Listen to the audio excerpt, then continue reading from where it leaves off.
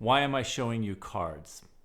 One of you guys asked me to do an update to my Aspen Aerogels video. And, I could launch into the standard, hey guys, welcome to the channel, Aspen Aerogels, here's the third quarter info, blah, blah, blah. Some perspective on investing, not gambling. And it's not your fault. It's not anything you've done. It's kind of just what we are exposed to by being inundated with data, with information, with stock prices, and with this feeling that you need to do something now to improve your investing or to picking the perfect stocks.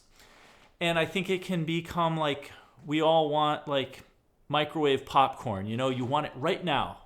And maybe like a slow cooked meal is something that's gonna stick to your bones more. So what I wanna share with you here in this video is three things. The first thing is I'm gonna tell you why I invested in Aspen Aerogels. Then I'm going to take a look at the third quarter earnings and just break that down for you. Let you know my perspective on this. And the third thing is I'm going to tell you, what did I do with my Aspen Aerogels stock? Did I sell it? Did I hold it? Or am I adding to it? What is my plan going forward? Okay, so the first thing here, before I get started here, this is not financial advice, why I've invested in Aspen Aerogels.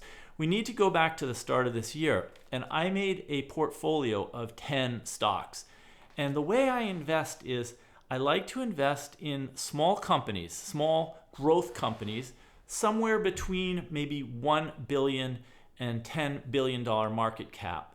The smaller the better for me, but I don't like to buy companies that are micro caps. I don't want to company that's $100 million or $200 million. That's a little too small for my liking.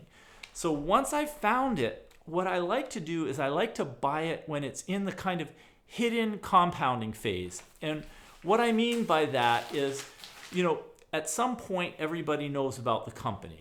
And I don't have to list companies like that, but the ones that everyone's talking about on YouTube and everything else. So I like to find a company that's in this stage where they're starting to build things up. They're starting to ramp up their production if they're a manufacturer, or they're starting to get their service business in line. But there's some times when companies stumble a little bit. They might not quite be profitable, or they're not consistently profitable. And I like to buy the shares when they're kind of inexpensive because not everybody's figured them out yet.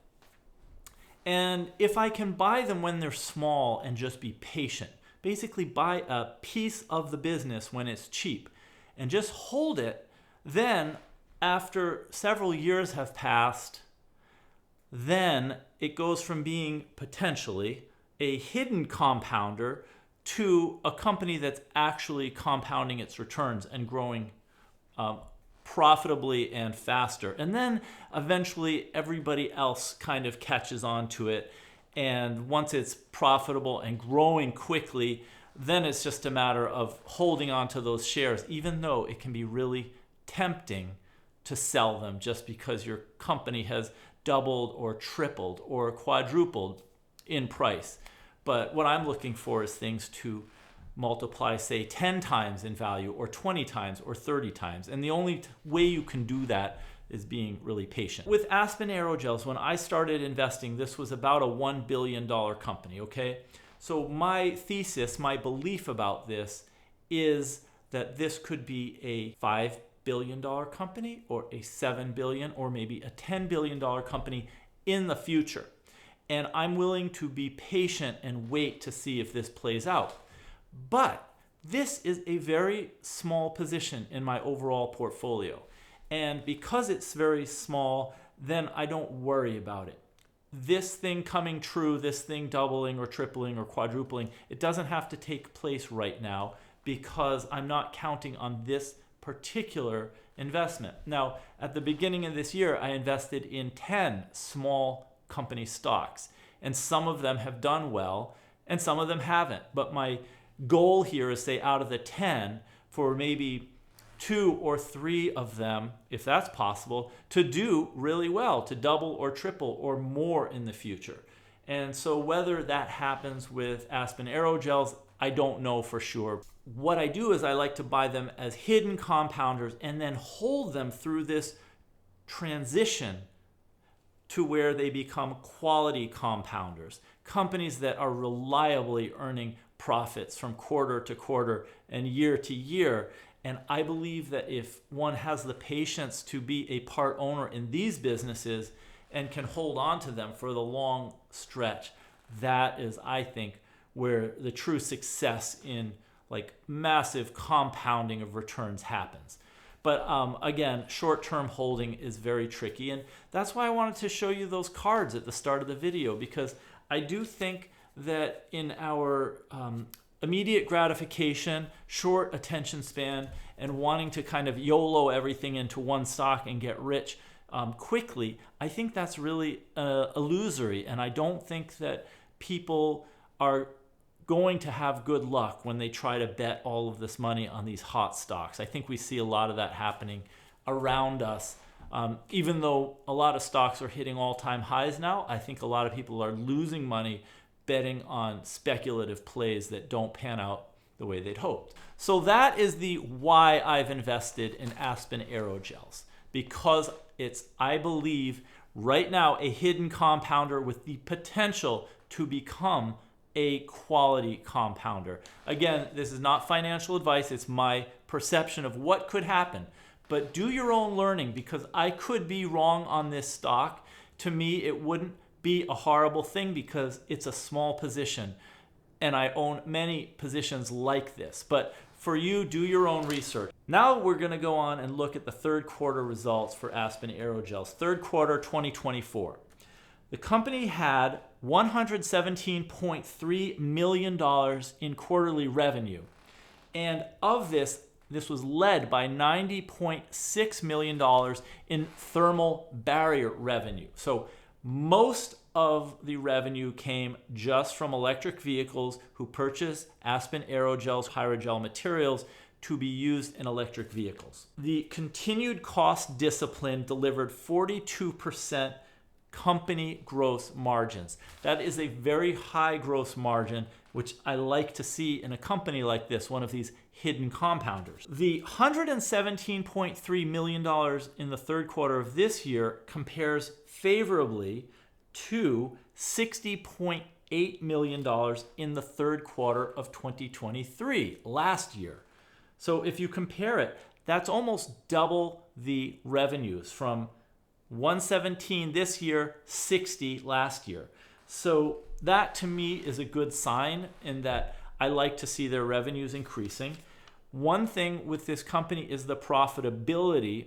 The amount of money in the profit is not where I think it could be in the future. And that's just something that we have to realize.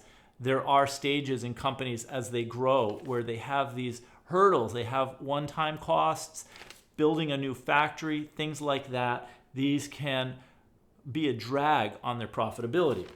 So the company, Aspen Aerogels, had a net loss of $13 million, which included a $27.5 million one-time charge from the redemption of the company's convertible note. In the future, this particular charge shouldn't be there. And if they didn't have that, then presumably this company would not have had a $13 million loss. And this compares to a net loss of $13.1 million in the third quarter of 2023. So essentially, they lost $13 million this third quarter, and they lost $13.1 million in the third quarter last year. So what we do want to see is profits, not losses. But to me, this is not a horrible thing. It's just kind of the reality of what's going on at Aspen Aerogels. One thing to keep in mind is that Aspen Aerogels has one manufacturing facility currently in operation in East Providence, Rhode Island. And because demand for their thermal barriers has increased so much in the recent past, they are now building a new factory, which is in Statesboro, Georgia. And the purpose of that is to help them so that they can keep up with this strong demand. Again, these are good problems to have, but they can be a drag on profitability in the early years when the company is getting these manufacturing facilities all set up. So this here is from the company's third quarter earnings announcement. It said on October 16th, 2024, the company announced that it had received conditional commitment from the U.S. Department of Energy Loan Programs Office for a proposed loan of up to $670.6 million for financing the construction of its planned second aerogel manufacturing plant, which is the Statesboro plant in Statesboro, Georgia. And then on October 21st, 2024, the company closed underwritten public offering with net proceeds of approximately $93.2 million for funding growth capex and to enable opportunistic near-term investment. So they closed a public offering to get $93 million in cash, which they're going to need to grow the company. So that is the second part of this video about the third quarter. To me, it looks like they're increasing their revenues, but they're not yet increasing their profitability. They're still at that $13 million loss for the quarter. But that to me is not a very upsetting thing. It's just realistically what can happen with a growing company. This is a very small company. It's about $1 billion market cap. And when a company's going from being a hidden compounder, kind of starting this process toward the transition toward being a quality compounding company, you will have quarters, you may even have years where the company is kind of struggling to put it all together and achieve profitability. So that brings me to the third part of this video, which is what am I doing? Have I sold off my position? Am I holding it, or am I adding to it? So I'll say this, no, I haven't sold a single share of Aspen Aerogels. I began investing in this company in January of this year. Actually, on the first trading day, I purchased my first shares, and I've added to it throughout the year. My total investment in this company has been about $5,000, and the decrease in value of the stock, or the decrease in the share price, has been about 37% since I last checked. So am I happy or proud or excited about that? No, I mean, I wish it had gone up. But my view of these kinds of things is over the course of the next several years. I'm not planning on selling this because of quarterly earnings. And so yeah, I mentioned that to you so you'll know. And am I going to add to this? I suppose if the stock price went down a lot and it became really, really cheap, I might consider buying more shares. But right now, I just have some other opportunities in stocks that interest me more that I'd rather put new money into. So for the time being, unless I get a really, really cheap price to buy Aspen Aerogels, I will probably just hold on to my position as it is right now. Again, not financial advice, just sharing with you kind of my own opinions and letting you guys know what I'm doing. So that is about it. If you guys have any thoughts or ideas about this particular company, please put them in the comment section. I'd love to hear from you guys. Hopefully to the person who requested this video, maybe I answered some questions about it. I know there's not a lot of news or info about this particular company, but it's a small company and it's not closely followed by a lot of other analysts, which is something that I like. And it gives me the chance, especially when people get really pessimistic, because one quarter's results are not amazing or not profitable. People will dump shares of this company just like they've dumped shares of a lot of other small caps. And I think it's an opportunity for a patient investor who understands it. And I think another really important thing is just being very mindful of the position size. I think if you're able to buy it in a small enough amount that it doesn't bother you when the stock price goes down a lot, you're in a much better position. But if you're taking money that you really need, or if you're putting a lot of money into a stock where it really affects you, then maybe that's too much and not such a great idea because you're worried or concerned about what's going on with the stock price. I think ultimately you want to view stock ownership as being a part owner with these companies. You're actually an owner, even though you're more of a silent owner, a passive owner, and you're just holding it and watching the company, being thoughtful about it, learning about it. And with the passing of time, each passing quarter, each passing year, you're able to learn more about the company and see whether they are achieving their goals, whether they're moving in the direction of profitability, and whether they are truly moving from being a hidden compounder and transitioning into becoming a quality compounder. Thank you again for watching. Put your comments in the comment section below. And if you're not yet a subscriber, by all means, click the subscribe button and the notification bell, because I make videos mostly about small cap stocks. A specialty during this year has been semiconductor stocks. But I've also been doing a lot of videos about energy companies and some medical related companies, and one pharmaceutical. So if learning about small cap growth companies is your thing, by all means, subscribe to the channel. Then you will get a heads up whenever I make a new video. Thank you so much for spending the time with me today, and I will see you in the next video.